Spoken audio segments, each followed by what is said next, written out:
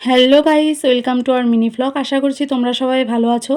তো আজকে সন্ধেবেলা একটু চাউমিন খেতে ইচ্ছে করছিল, সেই জন্য ভাবলাম বাড়িতেই বানিয়ে নিই। তাই আমি প্রথমে কড়াইতে চাউমিনগুলো সিদ্ধ করতে দিয়ে এখানে টমেটো কেটে পেস্ট করে নিলাম।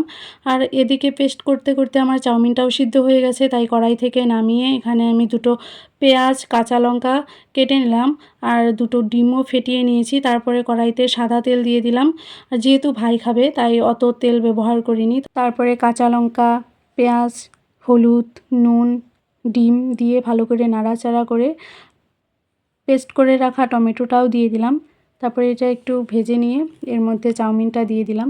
আর এটা একটা খুব সিম্পল, 5 মিনিট লাগে রান্না করতে, আর মশলাও দিইনি দেখো, তাই বাচ্চাদের অতটাও ক্ষতি করবে না। তারপরে ভালো করে একটু ভেজে নিয়ে নামিয়ে নিয়ে একটু সাজিয়ে নিলাম। তো এখন আমরা খাবো। আজকের মতো এতটুকুই। ভিডিওটা ভালো লাগলে লাইক করো, কমেন্ট করো আর চ্যানেলটা সাবস্ক্রাইব করে দিও।